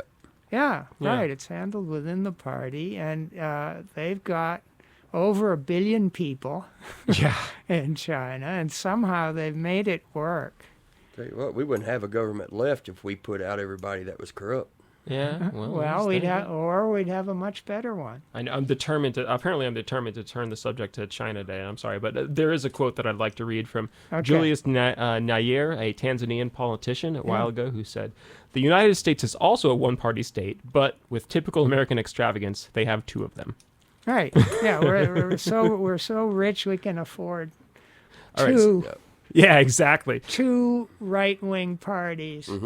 Duplicity, in both sense of the words, doubling and lying, are so American. It's only recently that I've come to appreciate just how completely we are a nation of liars. And people feel bad when I say, like, we're a nation of liars, and that includes you and me. But, like, we all are. We were raised in it. We haven't been honest with ourselves for 50 years, if Right. not longer. And everybody's, it's a huge part of why we're having all these problems. Anyway, I'm not here to rant. Well, I am, but not that. Okay, so You can keep it under control. Right. Charles Julian Altendorf, your friend, likes to say that the show is great. And Tim Stamps says, "Hi, David Hayden." So we have 23 minutes left. We really got to hit Bullitt County. Why don't you tell us what's going on in Bullitt County? Well, Be specific. I don't know how specific I can get. You have 23 minutes? Just because, just because I'm not real exactly familiar with that. I know that Jim Beam wants to run some pipeline, through there, and they're wanting to take quite a bit of land Yeah. from people to make sure that happens. And I know Randall, he's involved with that one up there. Everybody is. It's a full and- court press because Yeah. they're like tearing a hole right to the middle of Bullitt County. Like, Right, yeah, everybody's and mad. it's pretty much splitting the county in half. I didn't know that. And there was some really shady stuff that went on with their city government. What was it like? Where Jim Beam offered to give Jim Beam got out of paying taxes forever in exchange for giving a pittance to the school board. Right. That goes directly through the person that was the negotiating the deal. Yes. Yeah. That doesn't look good either. No, not at all. Yeah. Not at all. Yeah. It's, again, eminent domain. You know, and it's just what you pay for your property your whole life. You worked hard to make the money to pay for your property and raise your family. Why should it be the right of government to come in and say, that's not your property now. I don't care how much you paid for it. Yeah. It's now ours. And we'll give you fair market value for your property. That's a bunch of bull crap anyway. Yeah. Because it's not fair market value. Yeah. You can get it appraised, and it might appraise for $400,000. What are they going to do? Yeah. They're going to come in and say, here's your $100,000. Have a good day. Oh, in Moorhead, I think they gave them $3,000. That's $3,000 for where they lived. So they're supposed to go find another place to live for $3,000. Right. They take their home and the land that it's sitting on and say, here's your $3,000. Have a good day. If you find a place on $3,000 to live, so be it. But if not, I guess we'll see you underneath a bridge. Yeah. It's crazy that the government can do that. It's my rights versus yours. And I mean, like, if eminent domain, do you recall a few years ago, I've been looking into this, Rand Paul got into a huge amount of trouble because he wanted eminent domain, like a single acre out of the Red River Gorge, wasn't it? Yeah. For a utility line or something like that? Well, back when eminent domain actually first came about, the actual thing was, take as little of a person's land as possible. Yeah. Maybe 20 feet or so for, a roadway widening or, a bridge, the infrastructure part, or major sewer and water lines, electric lines, and things like that. If that's the case, 20 feet, I can live without 20 feet of my land. I still don't think eminent domain is right by that means. Don't get me wrong. If it's for an emergency, but the if it is for an emergency, kept expanding. Right. But if it is for an emergency, but you don't go in and say, okay, I just want your land to do, to put a parking lot up. Yeah. Or a green space or a farmer's market, which is going to end up as city gain. Eminent domain's not meant for city gain. Yeah. But it happens all the time. And, so why should the government be able to come in after you pay thousands upon thousands of dollars for your land? It's paid off, and, well, here's your $3,000, like the case in Moorhead. Yeah, like, it's a mystery. Like, it's crazy. If something appraises for something, I'm sorry, government, if you want it, pay me what it appraises for. Well, and actually, I might hand it over to you. Hold on, somebody seems to be calling. Hello? Well, that it makes sense to not give somebody a pittance for what's actually on the market. Fair market value should be fair market value. But there's so much disparity in fair market value right now because of, not just because of like people from California coming in and Zillow and everything like that, but like, what is fair market value? Also, like from the taxpayer's point of view, this is why eminent domain needs to be an emergency, because if you are stealing somebody's property and it has to happen, well then you're spending taxpayer money. And considering that a really common misuse of all this stuff, which goes all the way back to Abraham Lincoln, Abraham Lincoln bought land all up and down where the Transcontinental Railroad was going to be, right? And then it got eminent domain, useless land. Yep. Eminent domained away. If he had lived long enough, he would have been incredibly rich. Right. Yeah. Most definitely. Yeah, absolutely. So when the politicians know where the thing is going to be, like you have to have that other control in there where like they need to be spending as little as possible, or you're just going to have politicians feathering their nests. Yeah. And I shouldn't say politicians, because these people aren't really professional politicians. They're locals that got into politics for a little while to get something they want out of it, which is meant to be fair, right? Like the libertarians believe very strongly that the human desire to improve their own personal lot is what makes society grand or whatever, right? Like everybody's supposed to be striving together to make themselves better and improve their personal lot. So if somebody wants to buy some land and then run for office and then put a project there and then sell that land, I don't know. That sounds like corruption to me. it does to me too. Yeah, But it's well- also like, what do you do? I mean, It happens though. I Yeah. mean, Right. that's you one know- of the major goals that these people, and then these people they run for school board because they really want to sell Yeah. their farmland for a school, and then they end up having to run the town. Yeah. That's, I think, how we trick people into taking on the thankless job of being a real elected Right. official. Right. Like, You know, because but- it's a bunch of crap being an elected official. Like, It all comes down to that corruption point though. yeah. You know, when it comes down to eminent domain and things like that. Yeah. You know, but it doesn't surprise me, especially whenever I go back and look that 3 independent studies were done on the corruption through this whole country. Mm-hmm. And with those 3 independent studies, Kentucky has the most corrupt government in this country. Yeah, Yeah. I've read many times it's in the lowest 5. Yeah. Yeah. Out of 50, it's in that bottom Yeah. 5. I Yeah. can't dispute You know, that. I just celebrate it. Yeah, well, I mean, people look at it as like, well, that's your politicians in Frankfurt to reach they got it. No, but no, it's this not. goes all the way Yeah. down to your local level. Yeah. That's right. You know, your local city council. Right. And, Yeah. really, probably, if we really look at it, that's probably where the most corrupt government is. Oh, absolutely. Is at the local level. And we were talking about this on the phone, forgive me for repeating myself, but like one of the reasons why Kentucky has more corrupt elected officials than any place else in America is because we have more elected officials than practically any other state. Yeah, yeah. We have more officials than like 3 other states combined. Well, that's because we have more counties per capita. We have 120 counties. It's like you have to sort of like, if you sit there with your tweezers and your pincers, you can sort of get Massachusetts or Virginia to more counties than us by like counting, by arguing over what's a city and Sure, what's a county. sure. But other than that, no, we're way ahead. Yeah. We have more creeks and more counties than anybody. Yeah. And we have a complete set of officials for every single county, and God love them, those poor counties in eastern Kentucky, that is what's keeping them afloat. And I got no problem with it. I think it's great. But it does mean that we end up, like when Bernie Sanders says, 5 of the 100 poorest counties in America are in Kentucky. Yeah, well, but they're all next to each other. Right. And if you put them together, they're smaller than your average California county by a tenth. So come on, I see what the statistics are saying, and I also think that like Kentucky's great.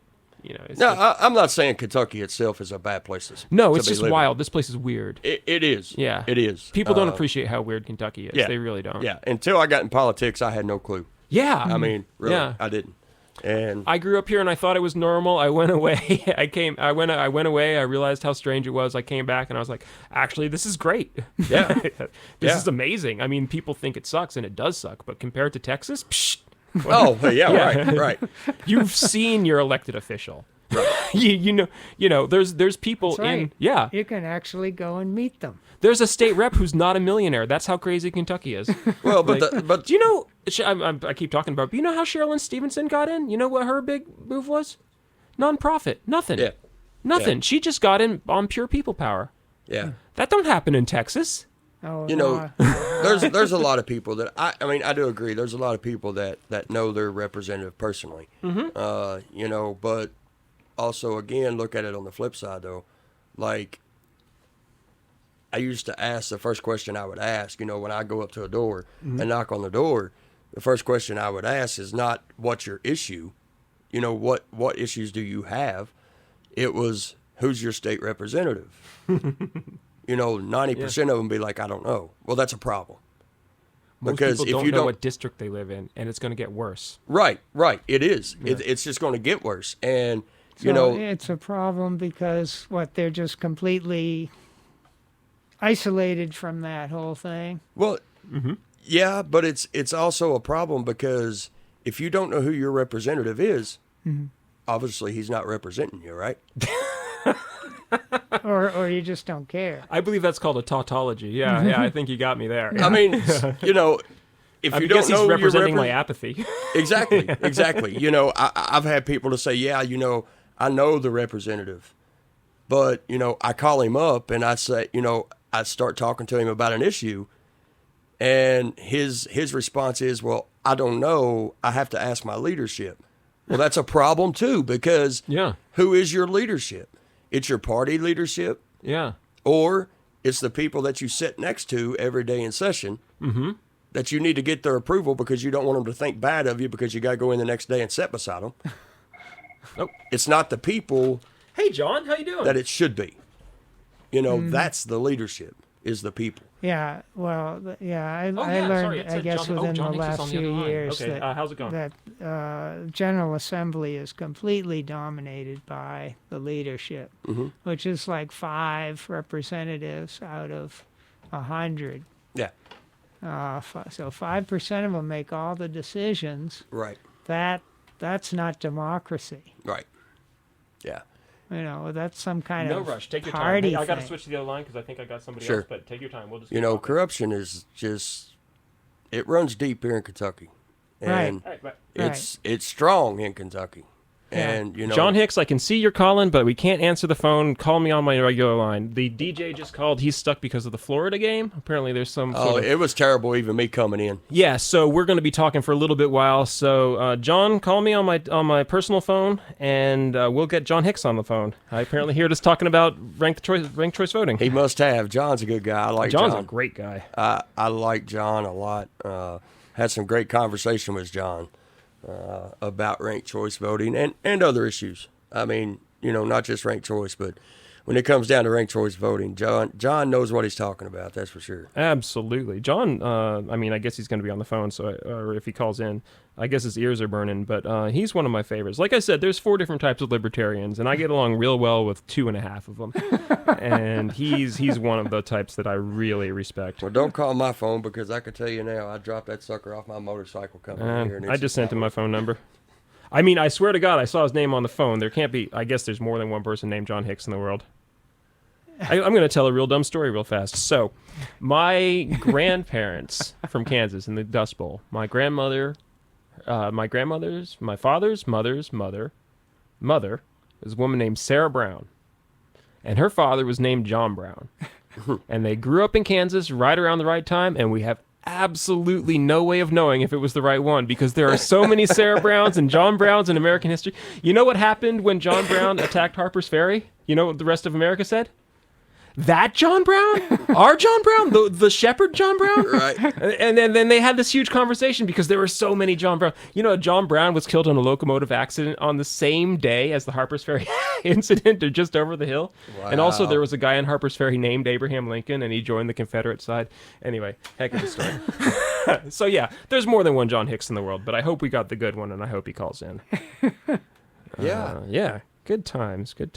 So we got a few minutes more. Across to Florida. I hope they lose all the same, but thanks for coming up here to get whipped by our boars in blue, I hope. Hey, that's going to be a good game. I don't understand the sports, but I like the winning. Yeah. More of an academic team guy when you come down to it. Right. Jeopardy. Did you go to high school in Kentucky? I did. Where'd you go? Fleming County. How old are you? I am be 46 in about 2 weeks. Oh my! You didn't do GSP, did you? No. No. I think we might have crossed paths. We're the same age, and we went to year in Fleming Where'd you go to County. high school?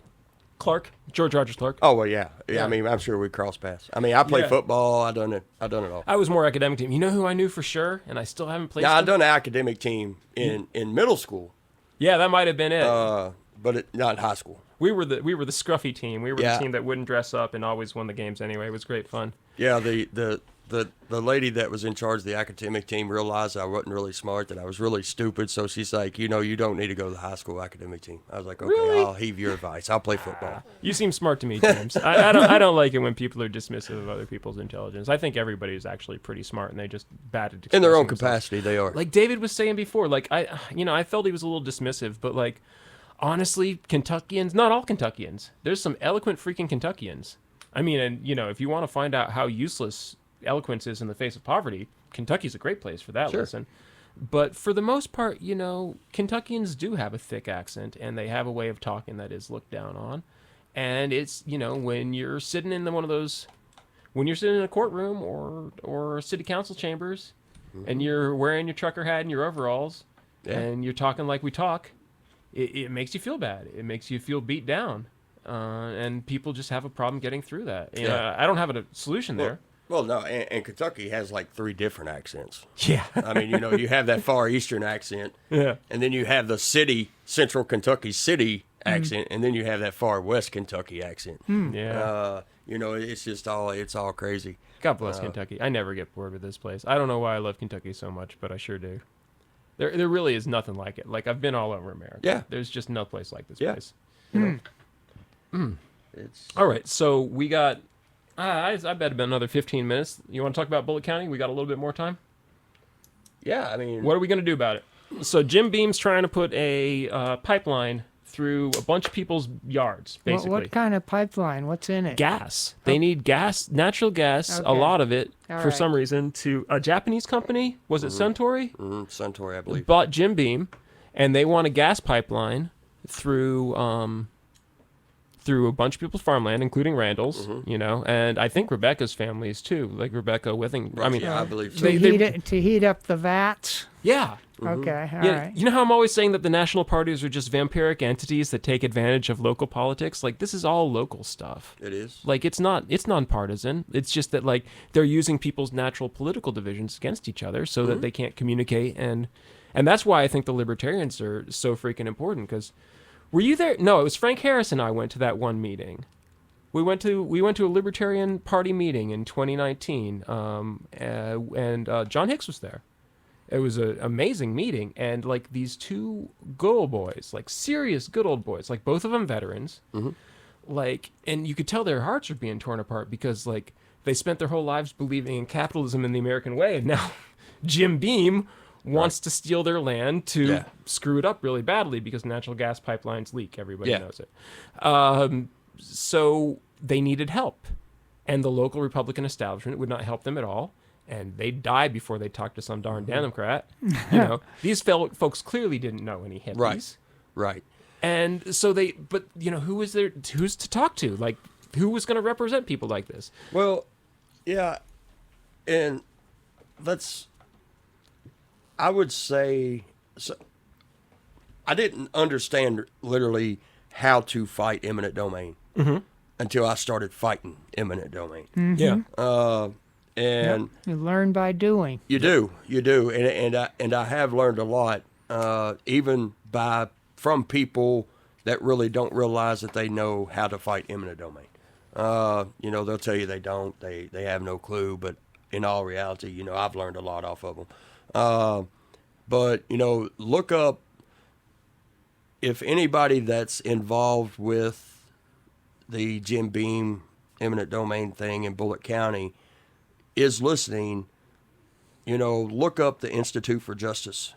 Try to get them involved. Institute for Justice. You know, great organization, 501c3.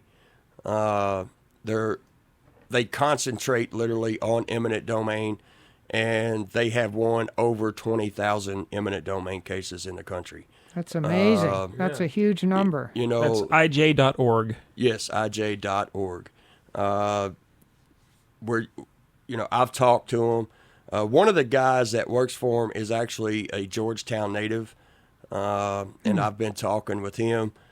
But they are a great organization. You know, if you have any kind of eminent domain issue, give them a call. They'll help you out. They are completely a 501c3, so they do take donations, but they will not charge you. So what you're saying is they're lobbyists. But if you want to call them lobbyists, they're lobbyists for the people. Yeah. They, Lobbyists they, they like. they help the people. Right. Do they have to wear cameras in your opinion? Do they have to wear cameras? In my opinion, Yeah. If they want to, sure. All right. You know, because They'd probably appreciate the training. That's training true. aspect. Yeah. Well, watch what we did here. Yeah, Right. absolutely. Well, I think maybe, you know, I hate to be all folkloristic, but maybe that's how you can tell the good folks from the bad folks. The good folks are like, sure, come on Yeah. in. Yeah. Check it out. Yeah. You know, it was weird because I was told about them at the District 3 party meeting, monthly meeting in Louisville. And when I left there, on my way home, I was getting a call from the people down in Russell, and they were, you know, we was just talking. I was like, you know, we need to look into this organization. which was Institute for Justice. And they were like, I think I just got an email from them. And I'm like, well, guess what? It's a pretty daggone coincidence that we both hear about them at the same time from two different places, one from them and then one from somebody else. Maybe we need to give these people a call, and great guys, great people to work with. They're very knowledgeable when it comes to the eminent domain, and they know how to fight it. Mm-hmm. Interesting. Hey, let's hold that thought. I'm going to play some station IDs because we're getting to the top of the hour, and I don't want the next guy's show to have any problems. So let's play them. This is WRFL Lexington, your only alternative left. Hi. Oh, I left the mic on for that. Anyway, hello. This was WRFL 88.1, all the way to the left, and that was Radio Free Eskippakithiki. And we've been talking to James Tolle, the vice chair of the Kentucky Libertarian Party and candidate in what district? Well, you don't really know. 78th right now, but that's going to change. Well, let's not get into that. And Geoff Young, candidate for Congress in Kentucky 6th. And I'm going to play one song and then hop out of the way so that this next fella can do his thing. Thank you so much for listening to our show. I hope you had a good time. We certainly had a great time. Please email me or anyone else you want to. Just talk to your friends and neighbors. I guess that's what people are saying these days. So, I don't know. Build coalitions. Let me know how it goes. I'm curious. Radio Free Eskippakithiki, signing off.